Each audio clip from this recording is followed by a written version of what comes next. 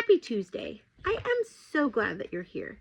Today, I want to talk about a sentence that again struck me when I read it or when I heard it, and I want to use it as encouragement for us this week.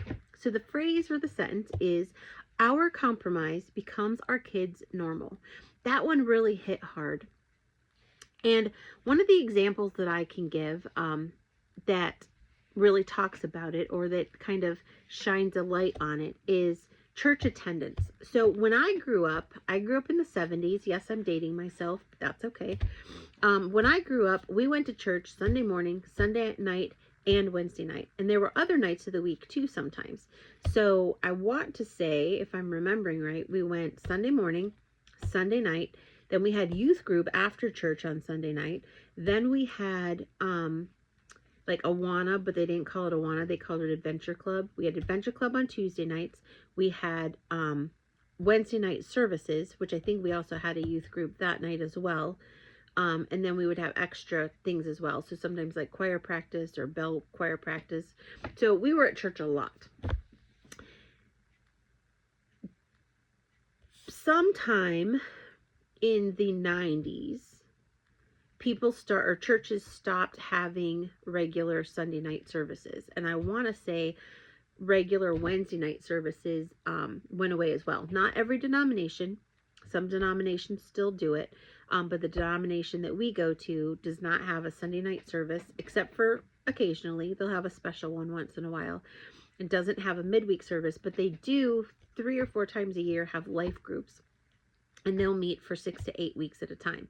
So there is extra, but most of the time it's just Sunday morning. So my generation, my parents' generation, everybody went to church. My generation, less church, and not everybody would go. Sometimes they would put sports ahead of it. Sometimes they would just be too tired, whatever it is. It's really hit me. It really struck me because what my normal was as a child was go to church. If the church doors are open, you're there. If my generation stops that and you only go to church occasionally when you don't have anything else to do, that becomes our children's new normal. And they don't have that connection. They don't have that community building. They don't have that that deepening of their faith, or the message that church is important and that God is the most important relationship in your life. And to me, that's just really, really sad. So what we see as an occasional, or in our head, we're like, well, God is still just as important to me, but in this season in my life, I'm not going to be going to church as often. We still have that foundation from when we were children, but we are shortchanging our children to build that same foundation for themselves. Does that make sense?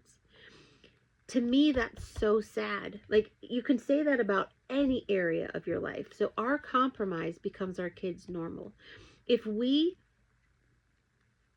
grew up in a home that treated nutrition and exercise as important, and our moms made sure that we had a healthy dinner and that we got plenty of exercise inside and outside, or if we grew up in a home where keeping an orderly home, keeping a neat home was of utmost importance because we were honoring God through our taking care of what He has entrusted to us, but then we change that growing up, and we then tell our kids, well, we'll clean once a month instead of once a week, or we'll let our house get in such disarray that we're moving piles next to piles so that we have one little tiny space.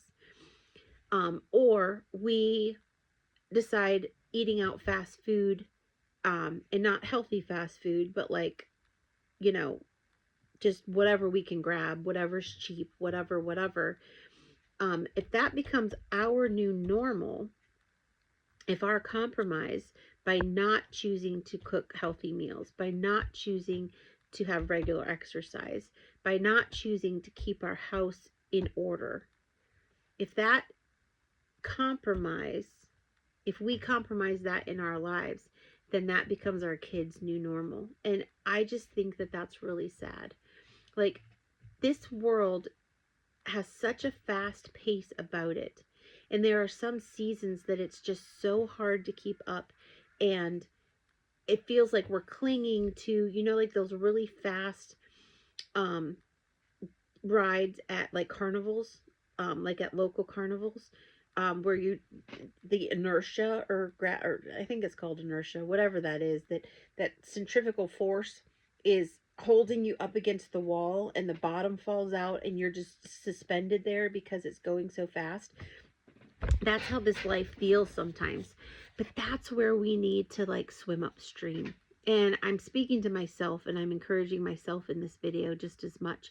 I just got done doing a huge project for one of my bosses, huge, to the point where I am tired. I am weary. My body hurts. My mind hurts. Like, everything is exhausted. And that is not my normal schedule. That is just a season that I was in. I tried to prepare for it ahead of time, but I didn't do a very good job. So I have a lot of backtracking to do. I have a lot of cleanup to do.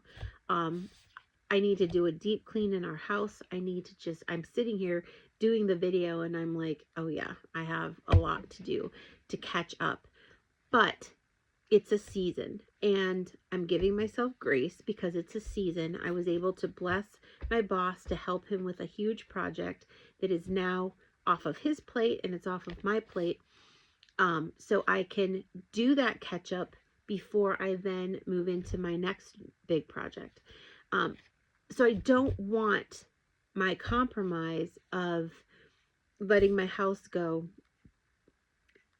become my kids' new normal. Obviously, our children are going to grow up and make their own choices, but I want to make sure that I'm living the kind of life that is setting a good example. And part of setting a good example is not everything is going to be peaches and cream. Not everything is going to fall into place all the time, but you give yourself grace for those periods and then you go back and you get right back into it. Now, my goal at the beginning of this year was to have our house in such order that it could pretty much run on its own, that we would be into this routine, that it would be very easy to pick up every night after ourselves. It would be very easy to keep the order and the structure, because I knew every year we have, in the winter in the Midwest, it snows, and as everybody knows, 2026 was an extremely snowy start to our year. End of 2025, all of January of 2026, a very snowy across the whole nation, not just in the Midwest. And so every year we deal with snow, and my husband has to go and deal with snow. And so my goal every year is to have a haven of rest for him when he comes home, a peaceful environment for him. And I was on a good pace to do that, and then things just kind of went haywire. We got sick, so there was recovery time with that. We got busy, new things popped up that we needed to deal with, and so I wasn't as prepared, and I wasn't as able to get it done the way I wanted it to as I could. But I gave myself grace. I'm giving myself grace. And in the next couple of weeks, I'm going to get our house back to the order that it was before, so that he has that peaceful environment. We won't be in survival mode as much anymore. He still will be, because he's still in the snow season, but my survival mode will be done. I will be able to fix my house, put my house back in order, and then move on to the next project. And that's exciting to me. So I'm just encouraging myself as well as you that our compromise becomes our kids' normal. What areas in your life are you compromising? And is that what you want to become your child's new normal? Do you want their new normal to be that you don't attend church? That church is not important anymore? That you're giving them the message that God is not as important in your life as other things? Do you want to give them the message that it's okay to not take care of the blessings that God has given you, meaning your body, your health, your home? Or do you want to give the message that we steward well the things that God has blessed us with? Do you want to give your children the message that spending time with family or making relationships a priority in life are not important? Like, what things in your life have gotten out of order that you want to bring back into order, bring back into your new normal? Stop compromising so that your kids have the benefits and the blessings of godly relationships, community, church community, godly friends, a house that feels peaceful, not one where you're constantly on the defense cleaning up. Instead, you're on the offense keeping it clean. Those types of things. So that's my encouragement today. I hope that encouraged you. I know it encouraged me. And we are in this together, let me tell you.